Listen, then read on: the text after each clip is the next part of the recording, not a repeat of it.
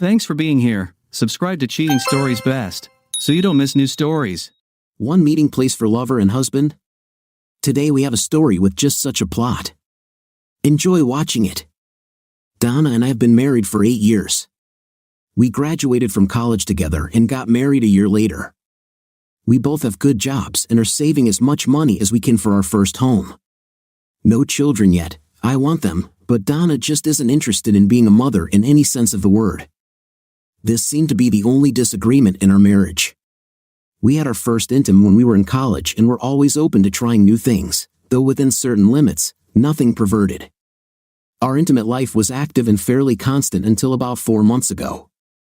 Birdwatching brought us together in college. We both loved being out in the open looking for elusive species we hadn't seen yet. We met on an organized birding trip and found ourselves enjoying each other's company. It was nice to have someone to go out with, and we both liked the same things. Our first intim was in the forest, and it turned out to be Donna's favorite place to engage in carnal pleasures. She has shoulder-length brown hair and dark Mediterranean skin. She has small, firm, and perfectly round chest without the slightest sag. Perhaps she did not strive to have children because she was afraid of losing her beautiful form. Another thing I like about Donna is that she has a lot of thick dark hair. She was hesitant to shave off excess body hair because she was afraid it would grow thicker again. I was fine with this because I thought it added to her charm. I love this woman deeply. For a while, I was engrossed in my work and probably worked too much overtime. Donna got home from work much earlier than me. She would change clothes and head to one of our favorite birding spots before it got dark. She always kept a diary of the birds she saw. Usually, there was nothing interesting or unusual, but she felt it was important to keep good records. She was almost obsessed with it. I would come home after dark and usually fall asleep on the couch while we watched TV. I simply worked too much and was not a good companion or husband. After a few days without intimate, I expected her to become active. On the contrary, she seemed relieved that I was not trying to make any physical contact with her. That's when I started to worry. I never played team sports growing up. My parents tried to interest me in all sorts of activities with other kids my age. The problem was that I had a very bad temper. I would fly off the handle at the slightest provocation and lash out at any child who made me angry. By the time I graduated from high school, I had learned to keep it under control. My wife didn't know about this problem. She never seemed to do anything to push me over the edge. That's probably why she attracted me. My parents never told her about this. I rearranged my workload and schedule so I could have more time with Donna. I explained to my boss that I was overextended, and he completely understood. Now I have to try to improve my relationship with my wife. I had no reason to suspect her of infidelity, but I felt her displeasure. Donna, we can spend a week or two somewhere quiet and romantic. I feel like we haven't spent a minute together lately. Maybe 3 days off, Brian, but I don't think either of us wants to be away from work longer than that. I think it's very important that we stick to a plan to save up for a down payment on a house. Your rework helped create a foundation, and I would not want us to retreat. Home is very important, but I feel like we don't spend enough time together. When I get home from work, I'm too tired to be in good company, and we spend the weekend doing housework and shopping. Dear, it seems to me that you are making a mountain out of a molehill. I'd be more than happy to take a short trip to somewhere close by, but I'm just not ready to go on a full-on vacation. I guess I'm just too worried. I want to make sure I'm doing everything I can to make you happy. I'm happy, Brian. I'll let you know if things go south so we can put a stop to it. We have enough real problems without fictional ones. I hope you're right. I don't want you to have a wandering eye. When I said this, she winked at me slightly. Well, this was my attempt to make my marriage better. I didn't say anything about my new work schedule that night. I made a weak attempt at intim, but she had a headache. Before I went to bed, I checked Donna's journal. Apparently, she left the house regularly. I have a small Honda 250 Rebel motorcycle that I love. It's fast, quiet, and easy to use. That day, I drove it to work. Donna usually got home around 4. Around 4, at approximately this time, I told Marge, my secretary, that I would be in the archives for the rest of the day. I asked her to call me on my mobile when she got ready to go home. There are no landlines in the basement, and no one usually works there. I went out the fire exit at the back of the building and put a small wedge in the door to keep it from locking. 5 minutes later, I was parked on the street next to the house. My wife came home at the usual time, changed clothes, and 10 minutes later, she was at the birdwatching site. I knew where she was going, so I didn't follow her too closely. 10 minutes later, her Volvo was parked in the Rainbow Mountain Main Trail parking lot. A black BMW stood nearby. We spent a lot of time in this park, so I knew the trails well. Having parked the motorcycle among the trees, I walked along another path. I took my time and tried not to make noise. Years of birdwatching have given me an edge in this area. Every few minutes, I stopped and scanned the area with binoculars. It got a little rough towards the top of the mountain. The trails were marked, but they were near dangerous ledges. This has been good for hawk sightings, especially this time of year. You could see the valley for miles, and everything was beautiful unless you looked down. I couldn't help it. I stopped and aimed my binoculars at the valley, looking for early arrivals of hawks. It was wonderful. And then I heard giggling. The forest was thick enough to make it easy to hide if necessary. Of course, this also made it difficult to see someone if they were hiding. My attention was now drawn to the faint sound I heard. It was not constant, so it was difficult to pinpoint. I moved forward slowly, not making a sound and listening very carefully. The yellow flash gave them away. It was the lining of her vest. I found a comfortable spot that allowed me to see clearly and took out my scope. I had binoculars handy, but the scope gave me a much better picture, and there was a camera attached to it. I found a place where I could see clearly, lying prone. I could hide and at the same time observe for a long time without getting tired. It was a very private place, and they didn't have to worry about anyone accidentally finding them. My wife's companion was Clayton Mankey. He joined Donna's company about 6 months ago. I met him at several corporate events. He was a pretty nice guy, and I really liked him. He had a good wife, quiet but attractive, and 2 boys of primary school age. I liked his boys, and I regretted that I didn't have a pair just like them. Why would a guy with such a perfect family get involved with my wife? I quickly gathered my things and walked down the path behind her, far enough away that she couldn't see me. I stopped at the Hawk Mountain lookout. It was a flat rock overlooking the valley below. The height was at least 300 feet, a beautiful place but dangerous.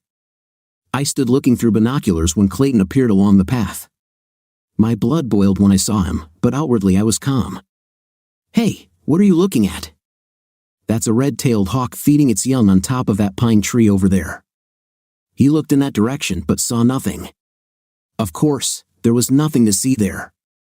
"That tree over there, strewn with cones, I haven't seen it yet." He moved a little closer to the edge and leaned over. Then he looked at me again. "Do I know you from somewhere?" "Yes, we have already met. I'm Brian Powers, Anne's husband." His eyes went wide. The last thing he said was, "Oh damn," as I gently pushed him over the edge. For the next few moments, everything went as if in slow motion. It seemed to take him forever to reach the bottom, although in reality, it was probably about 4 or 5 seconds. As I looked over the edge, my cell phone rang. "Hey, Marge, what's going on?" "I'm leaving." "Are you going to stay there all day?" "No, I'm already finishing. I'll be back upstairs in about 10 minutes. "Okay." "I left 2 letters on your desk that need to be signed. I have to send them in the morning." "No problem." "Thank you, Marge. See you tomorrow." It took me over 10 minutes to get to the office, but it didn't matter since Marge left anyway. Before heading home, I swapped my hiking boots for Oxfords. The boots ended up in a dumpster a few blocks from work. Donna was surprised to see me home so early. Clayton's body was not found until the next day. It was on the evening news, and Donna was upset. "He didn't come to work today. Everyone wondered if he was sick," she said, but his wife said that he had not returned home yesterday. What the hell was he doing on Rainbow Mountain? He wasn't into birdwatching or anything like that, was he? Donna faltered slightly. "No, I do not think so. Did you go there yesterday after work? No, I needed to do some laundry. I wonder if anyone saw anything during the week. There are not many people there. Well, I guess I better get the black suit out of mothballs, I said. Donna glanced at me quickly. She seemed upset because I was a little flighty. Sorry, honey. I know you two work together, and I didn't mean to take his death lightly. That night, I noticed her crying quietly when we went to bed. I said nothing. 2 days later, they visited me at work. Hello, I'm Detective Felix Green. Do you have time to answer a few questions for me? No problem. How can I help you, Mr. Powers? Did you know Clayton Mankey? He worked in the same place as my wife. We're not friends or anything, but we've met at a few social events. Is this because of the accident at Rainbow Mountain on Tuesday? We're just trying to make ends meet. That's great, but I don't see how I can help you. It sounds like your wife was close friends with Mr. Mankey, and we just want to make sure you weren't upset about their relationship. What relationships? I have no idea what the hell you're talking about. My wife worked with Clayton Mankey, and that was the extent of their relationship. I see where you're going with this, and I don't like it. If you're going to make statements like that, I hope you have some facts to back it up. I spoke to your wife this morning, Mr. Powers. She was with Clayton Mankey at Rainbow Mountain on Tuesday, just before the accident. This is impossible. I asked her yesterday, and she said she did laundry at home. I don't think she wants you to know about their relationship. Damn it, here we go again. I asked not to make such accusations against my wife. This is not an accusation, Mr. Powers. Your wife told us this morning that she has been dating Clayton Mankey for over 3 months. How did you meet? We didn't talk about it, and if we did, I wouldn't be comfortable discussing it here. This is something you and your wife must decide for yourselves. Are you trying to say something, or just trying to make me angry? Relax, Mr. Powers. It is not our intention to upset you. We spoke with your secretary, Marge Schumann, and she said you spent most of Tuesday in the basement going through archived files. Not most of the day, just 2 hours or less. The rest of the time, I was in my office. I left early, around 5:30 or 6. The guard downstairs said you checked out at about 5:45. Like that? I didn't keep track of time. I just wanted to go home to my wife. Your wife said that you returned home around 6 o'clock. The journey is only 10 minutes. She said I was there until the evening. Relax, Mr. Powers, everything is fine. We're just checking a few avenues to make sure nothing is missing. Did you really not know about your wife's relationship with Clayton Mankey? No, but I think it will be the main topic of discussion at the dinner table tonight. Felix Green gave me his business card, apologized, and quietly left. I was beside myself. I swear there was smoke coming out of my ears. I threw the stapler across the room just as Marge walked in. Brian, I hope I didn't say anything bad. I didn't want you to get in trouble, so I just answered their questions as honestly as I could. It's okay, Marge. It seems my wife and I are having some personal problems. You may have to cover for me for the next few days. Looks like I'll be very busy. No problem. I had no intention of solving my problems with Donna. All I wanted was to find a better way to end this marriage. Fortunately, there were no children, and we lived in a rented house. I wanted kids badly, but now I was glad Donna said no. It wasn't even 3 o'clock yet, but I packed all my things and walked out the door. Marge nodded understandingly at me as I left. We had $75,000 in change in our household account. I took the $63,000 and walked down the street to the local GM dealer. 2 hours later, $58,000 poorer, I left in a yellow Hummer. I decided that I didn't need a new home. I needed extra money to buy gas for the monster. Shortly after, I pulled into the driveway, and Donna came out. What the hell is this? Like this is my new car. I decided that I needed something more sporty. Are you crazy? How the hell are we going to pay for something like this? No problem. I paid for it in cash. Where the hell did you get the money to buy a truck like that? Don't tell me you withdrew money from our house account. Well, I don't understand why a single guy needs a house, so I bought a Hummer. A crowd had gathered outside as we entered the house. Donna grabbed my hand. What do you mean by single guy? I think you know the answer to this question. Why should I buy a house with you? Damn, why should I stay with you? Come on, Brian, you're talking like crazy. Calm down and come to your senses, okay, sweetie? Detective Green came to see me today and told me about your relationship with Clayton Mankey. You were with him on Rainbow Mountain. You said you do laundry at home. Would you like to explain? I did not want to make you sad. Clayton and his wife were having problems, and since he was new to town, he had no one to talk to about it. I just gave him a shoulder to cry on. What's wrong with going to Denny's or Starbucks? Why did you need to climb Rainbow Mountain? Clay was very excited and was afraid that he would break down and cry. He didn't want to do this in public. I stood up and poured myself a cup of coffee. Donna sat quietly, waiting for my next move. It was like a little game. I was angry that she even decided to play it. This is all. And you know it. It hurts me that you think so badly of me that you try to do something like that. You and Clayton have been lovers for over 3 months. You cheated on me, and he cheated on his wife. I'm tired of hearing you make up stories for little girls. Either deal with it like an adult or keep your damn mouth shut. You yourself don't know what you're talking about. Just because you make something up doesn't mean it's true. There was nothing but friendship between Clayton Mankey and me. If you can prove otherwise, go ahead. I had some damn good photos. If I show the photos, I'll have to admit that I was at Rainbow Mountain the day Clay died. My fists were clenched, and the blue vessels in my neck and forehead were bursting. I have very beautiful photographs, Donna. Will this be sufficient proof? Photos of what? Where were the pictures taken? Photos of you having intimate in a motel? Ha! This proves that you are lying. We've never had a night in. Donna froze as she realized what she had just said. Her denial was also an admission.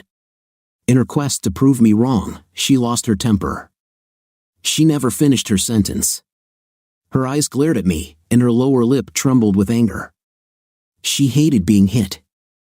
Oh, I won't talk about this anymore, and you won't get a divorce from me. You can sleep in your new truck because you won't be able to climb into bed with me for a long, long time. Take your dinner and leave me alone. We'll still go to the funeral together tomorrow, right? Kiss my 5th place. It was an unusual funeral because both Clayton and his wife, Emily, were from outside the area. I don't know why she decided to bury him here and not in their hometown. The only thing that came to my mind was that she was upset about the circumstances of his death and did not want to explain it to her friends and family. Most of the people were from the office where Donna and Clayton worked. At the end of the ceremony, people walked past the widow, expressing their condolences. As we got closer, Emily sent the boys away. Donna held out her hand, and Emily looked into her eyes. You have the nerve to come here, you damn. You destroyed my marriage, you destroyed my family, and you have the gall to come here to insinuate yourself into it. If I ever see you again, I will tear you to pieces. This is a promise. Donna looked at her with her mouth open. She didn't know what to say or do. She wanted to say something but changed her mind, turned, and walked to the car. Several people nearby heard all this. I looked at Emily Mankey, who was watching my wife leave. There was hatred in her eyes. I'm very sorry if she offended you in any way. I'm sure it wasn't intentional. Oh, grow up. She cheated on you, and you defend her? What kind of weakling are you? Go comfort your. You're just annoying me, and I don't need that right now. I nodded slightly at her and walked back to the car. Donna didn't say anything on the way home, but when we got home, she unloaded on me. Oh, you son of a. Why did you insist that I go to this damn funeral just so they could make me look like a fool? Sorry, but there were a lot of people from your work there. Why did she choose you to attack? Blow it out of your 5th place, clever stupid.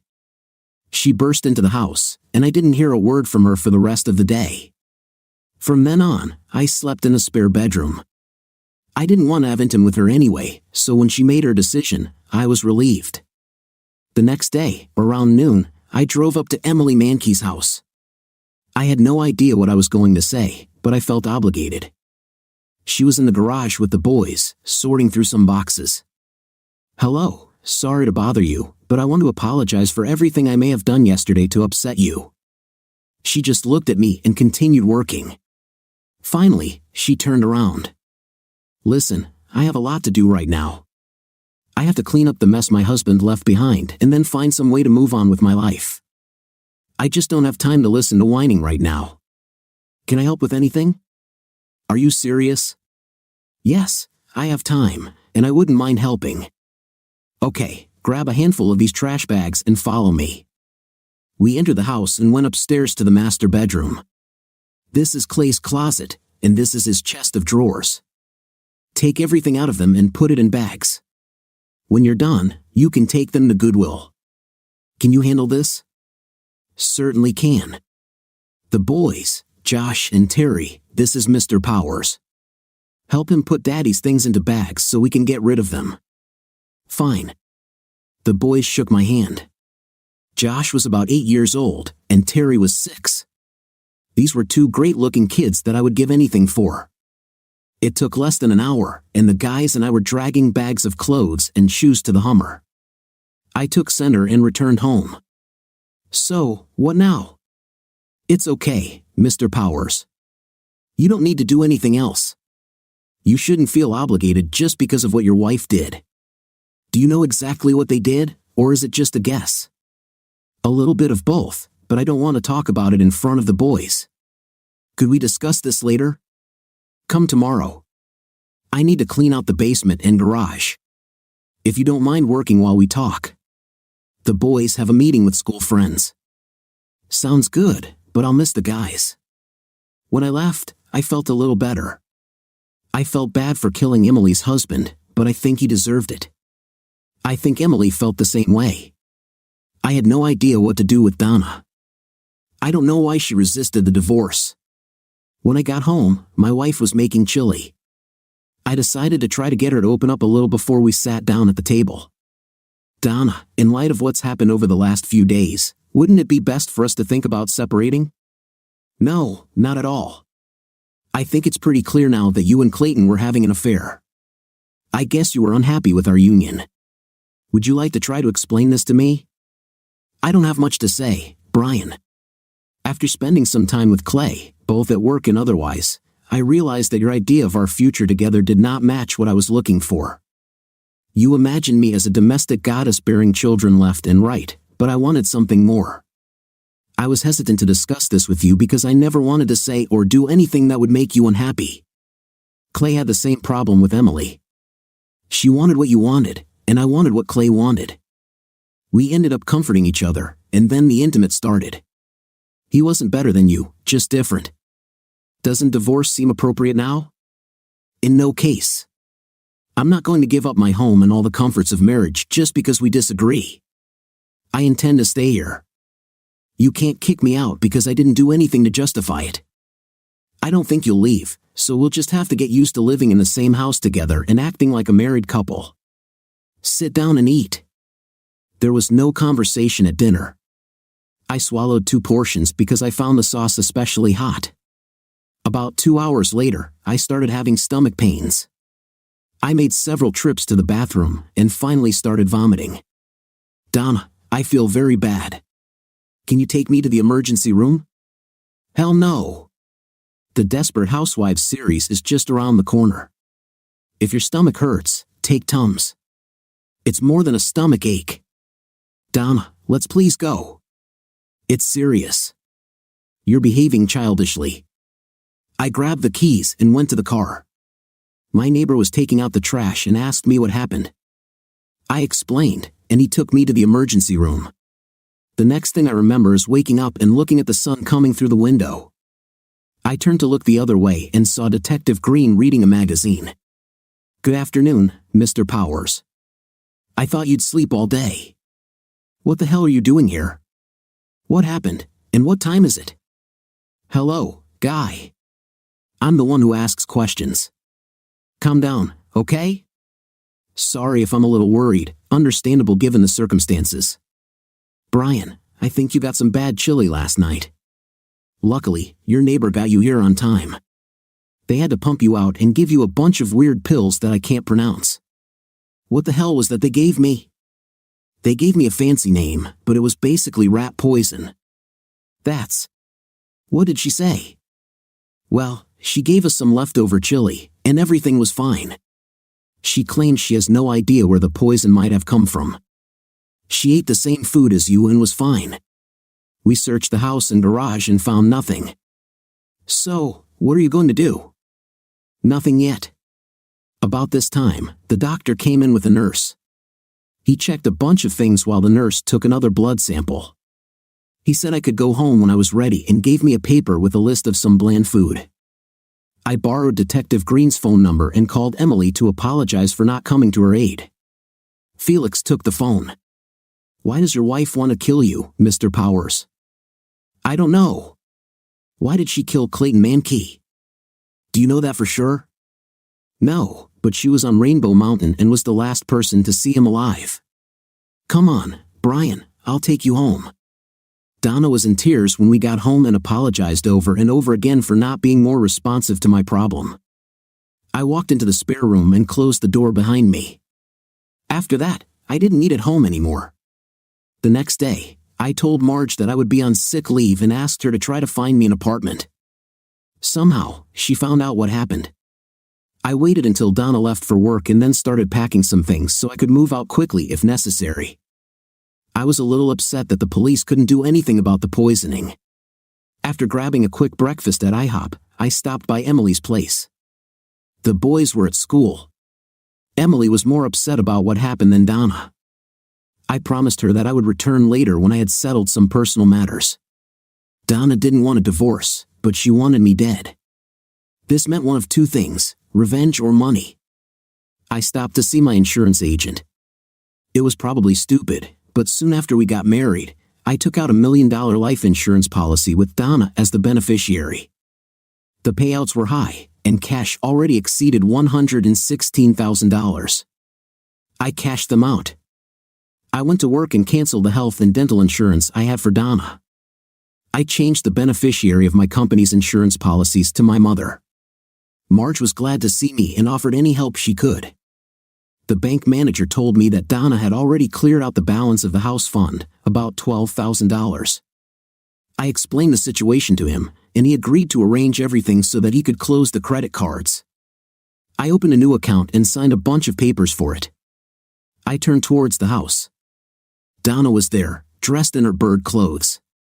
We were polite to each other but not too warm. She said she was going up Rainbow Mountain to do some bird watching and relax. It seemed to me that I was being set up, but I decided to play along. Soon after she left, I was already riding a motorcycle. Her car was parked in the upper parking lot next to a gray Ford Ranger. I quickly circled the mountain and headed towards the lower section. Her mountain bike was chained to a tree on the side of the road. Donna was standing behind a rock ledge, talking to a guy who was carrying a small shotgun, a pistol with a pistol grip instead of a butt. While I watched, she handed him a photograph and a business-size envelope. He looked at the photograph carefully, then opened the envelope and counted the large sum of money. They shook hands, and Donna quickly walked straight towards me. I quickly ducked behind a small ledge and silently waited for her to pass. The man she was talking to squatted behind some rocks to watch the trail leading from the parking lot. He was waiting, and I was quite sure what exactly Donna expected. Me to follow her and assume that I would come from the lot where she had parked the car. It was faster to go down the path than to go up. When I went downstairs, I saw that her bike had disappeared. I went up to the top parking lot. The Ford was unlocked. There was a tracksuit on the front seat. I took out the registration card from the glove compartment, a pack of matches from the center console, and sweatpants. I twisted them as tight as I could and dropped them into the gas tank, lit the end, and got out of there as fast as I could. Halfway down, I heard an explosion. I hope she gave him enough money to cover it. I may have broken a few traffic rules on my way home, but I had to take the back roads to avoid running into Donna. After parking the bike behind the garage, I took out the fertilizer spreader and started pushing it back and forth across the lawn. A few minutes later, my wife came outside and saw me. A disappointed expression appeared on her face. Then her cell phone rang.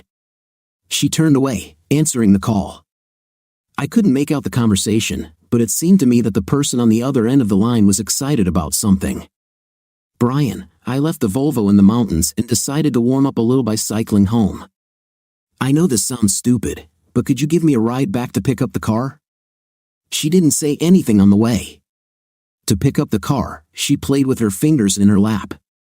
She was clearly worried about something. As we approached the mountain road, we saw a group of fire engines climbing to the top. We were about halfway up when a policeman stopped us. "I'm really sorry, guys, but there was an accident at the top of the mountain. The truck caught fire. We can't let anyone in there now. My wife's car is parked there. Can we come and get it?"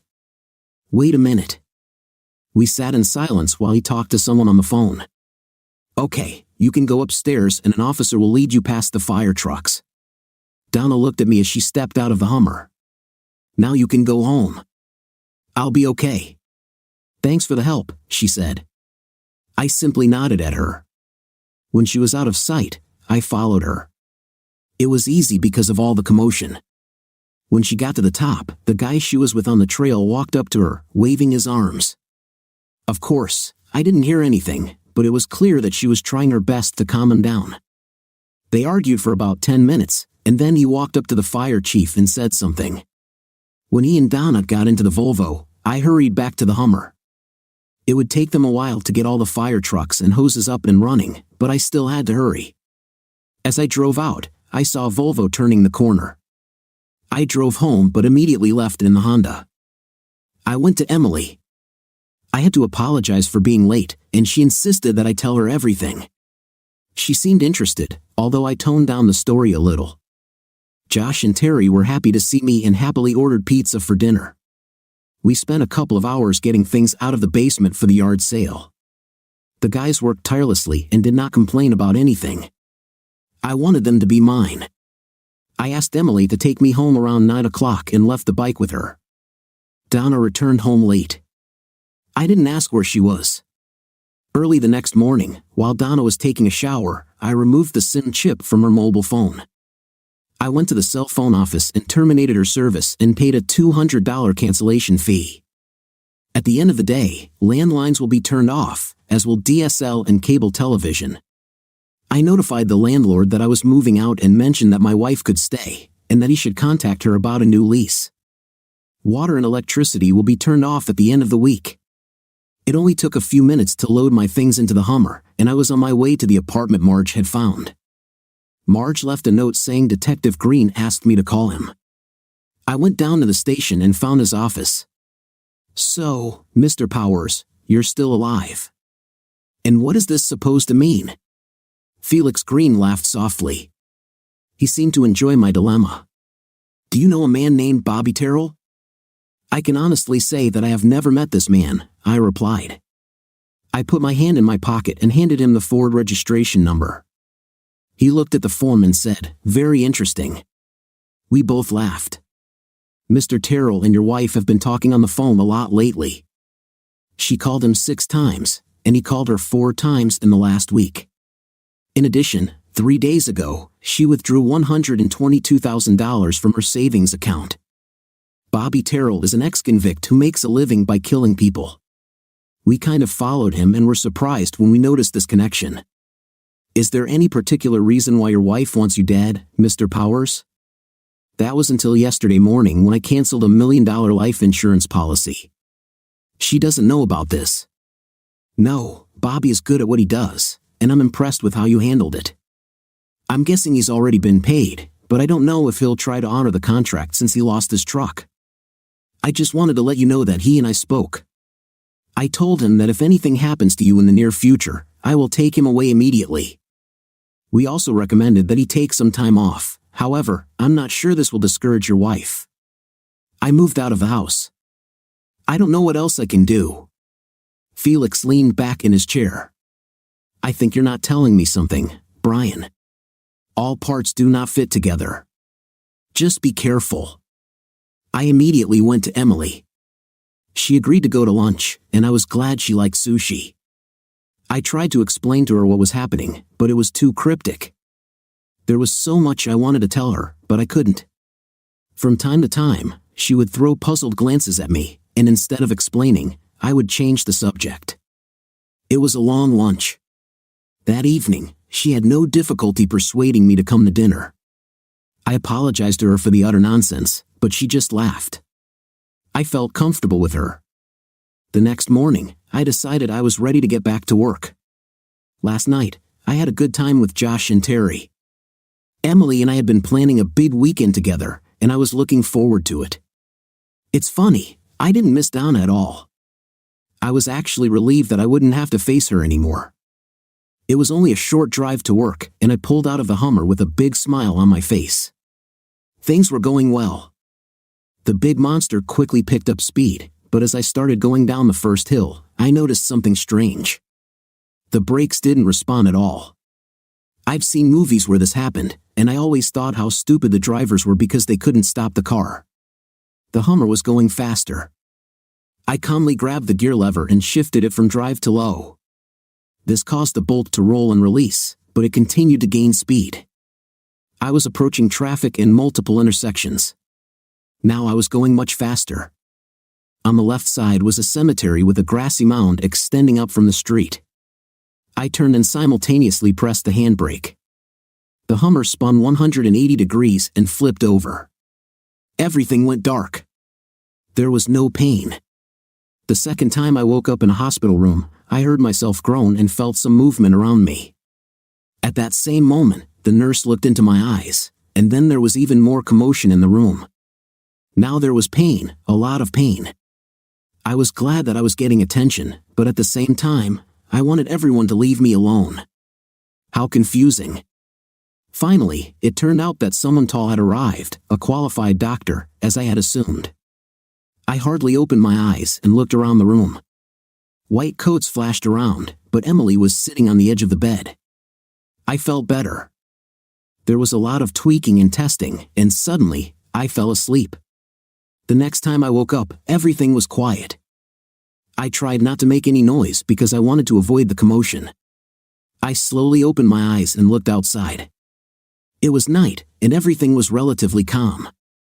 There was no one in the room except Emily, who was sleeping in a chair by the bed. My whole body ached. I turned my head to Emily. "Hey, are you awake?" She looked up and smiled. "No, I sleep soundly in dreams." "Thank you for coming." "No problem." I closed my eyes and fell asleep again. When morning came, I woke up normally, but the pain continued. There was a whole medical team in the room, but Emily was not there. I didn't expect to see her at all. The doctors were full of questions. "Does it hurt? Can you see it?" I answered all their questions. I asked about Donna. She showed up at the hospital to sign admission forms but has not been seen since. I was in the hospital for 2 days before I woke up. Emily was there every day.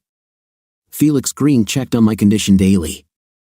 I had a concussion, a broken collarbone, a broken left arm, and 3 broken ribs. There were various internal injuries, but nothing life-threatening. What bothered them most was that I had been unconscious for 2 days. I was damn hungry, and finally, someone brought me soup. I was able to eat and drink some ginger ale. Felix appeared a little later. "I thought you were watching my back." "Sorry, we didn't notice that." "Do you have any idea what happened?" "Well, someone cut all the brake lines on the Hummer and then disconnected the airbags, front and side. You went through the windshield, and your seatbelt broke 3 of your ribs. It's good that nothing caught fire. The bad thing is that the Hummer is broken. Damn it, I didn't like him anyway. I just bought it to spite Donna. Speaking of your wife, do you know where she is?" "I haven't seen her since the accident. They said she signed the admission forms here at the hospital." "How did she decide to do this?" "I went and picked her up." This didn't make her too happy. After signing all the papers, the uniformed officer took her home. I asked if she wanted to see you, and she said there was no need. "Well, it looks like you saw her after me." "Has she left town?" "We came and looked at everything. There was a lot of money in the purse, Almost $88,000 she left behind, her driver's license, credit cards, and all her personal belongings. I don't think she left town empty-handed. We just think she's missing. Any idea who damaged the Hummer? We have no idea. Bobby Terrell. Believe it or not, Bobby Terrell was in a hospital in Philadelphia. It looks like he was captured by a couple of thugs and taken into Philadelphia. They explained to him that they didn't want anything to happen to you. Who do you know in Philadelphia, Brian? Crap, Felix, I don't know anyone in Philadelphia. Honestly, I have no idea who you're talking about. I believe you. Listen, I have to run. If you need anything, let me know. After Felix left, Emily came in. Hello, the doctor said that you can go out tomorrow if you have somewhere to go. I told him that you would come to me. One of the nurses gave me instructions, so I know how to take care of you. I can change your bandages and stuff. The nurse will come once a day to see how things are going, and the doctor will see you in a week. Okay, sounds good to me. Who will give me a sponge bath, you or the visiting nurse? I think it's your choice. At least both my legs were working. I could go to the bathroom alone, sit down, and eat at the table like a normal person. The painkiller made me nauseous, so I tried to wean myself off it as quickly as possible. Emily and the boys were delighted. I enjoyed my recovery. We didn't go outside for the first week, and then I told her to drive up to the old house. The owner was there, and he was eager to talk. He hadn't heard anything about Donna and wanted to know what to do about renting a house. Our things and her things were there. He needed them removed so he could rent out the house. We agreed in such a way that it suited both of us. Marge came to visit me at Emily's house. She visited the hospital every day and knew Emily quite well. Looks like they hit it off. I was planning on going back to work, but I wanted to stay with Emily and the boys a little longer. I recovered quite well. I stayed with Emily and the boys. After about 3 months, the relationship changed from platonic to romantic. I moved into the bedroom without much fanfare. Josh and Terry seemed to think it was natural. We went to social events together. I even started going to parent-teacher conferences. The only problem was that we weren't married. I was married to Donna. I contacted Felix regularly, but he had no news. I ended up going to court to have her declared legally dead so I could marry Emily. I took her to a small romantic Italian restaurant. After a good bottle of wine and a great meal, I was ready. Emily, I know it hasn't been that long for either of us, but I seriously believe that I would like to spend the rest of my life with you. Are you thinking about getting married? Is this a hypothetical question, or are you making a proposal? I'm making an offer. Will you marry me? Yes, but we have one small problem. What exactly?